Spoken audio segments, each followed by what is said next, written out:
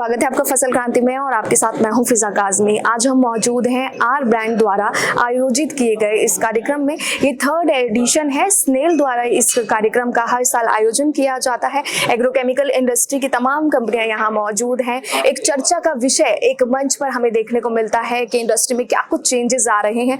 इस बीच हमारे साथ मौजूद हैं अथर्वा एग्रोकेमिकल्स प्राइवेट लिमिटेड से मुरारी अग्रवाल जी, कंपनी के डायरेक्टर हैं। बहुत बहुत स्वागत है आपका फसल क्रांति में। आपसे पहला सवाल हमारा यही रहेगा कि आज किस विषय पर चर्चा रही आपकी और किन किन मुद्दों पर आपको लगता है कि चेंजेस की अभी रिक्वायरमेंट्स हैं? यस भैया, थैंक यू मुझसे बात करने के लिए।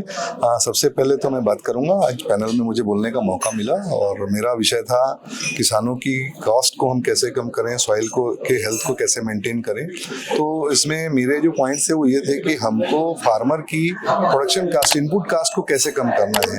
देखिए, प्रोडक्शन तो बहुत अच्छे आने लगे हैं, मार्केट जो है वो अनसर्टेन है कि उतार चढ़ाव है मार्केट में। किसान को रेट्स कैसे मिलेंगे, क्या है, ये नहीं पता होता है। तो किसान को सेव करने का हमारे पास सबसे अच्छा उपाय ये है कि हम उनकी प्रोडक्शन कास्ट को कम कर दें।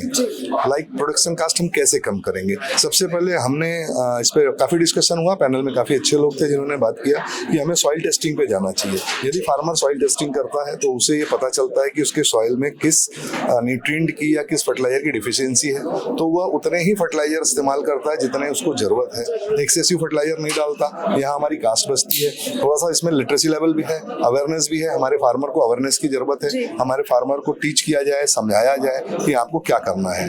और उसके बाद सेकेंडरी होता है जब वो क्रॉप पे स्प्रे करता है। स्प्रे में भी एक जनरल हमारा एक प्रैक्टिस है कि हमारा फार्मर शॉप पे जाता है, शॉप में बोलता है कि मेरे क्रॉप में ये प्रॉब्लम है। फार्मर को नहीं पता होता है उसे क्या स्प्रे करना है, और जो शॉपकीपर भी होता है उसे उसका अनुभव होता है, किंतु उसको प्रैक्टिकल और टेक्निकल आइडिया कम होता है। मैं नहीं होता है, चैलेंज नहीं करता, बट उसे कम होता है। और वो भी अपनी एक जनरल प्रैक्टिस के तहत और ट्रेडिशन के तहत पेस्टिसाइड या जो भी प्रोडक्ट्स फार्मर को जरूरत है वो देता है।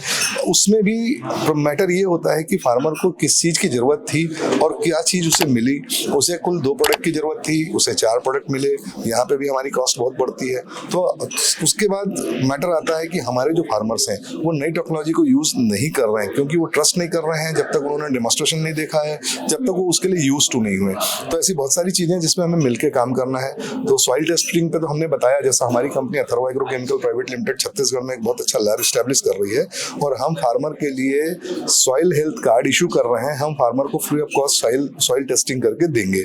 साथ ही हमारी टेक्निकल टीम है जो फार्मर के पास जाकर उन्हें पेस्टिसाइड्स का रिकमेंडेशंस, फर्टिलाइजर का रिकमेंडेशंस देगी, जिससे हमारा पर्पस यही है, वो यूज कोई भी ब्रांड कोई भी कंपनी करें, हमारा पर्पस ये है कि हम फार्मर की at least production cost, input cost को हम कम कर पाए।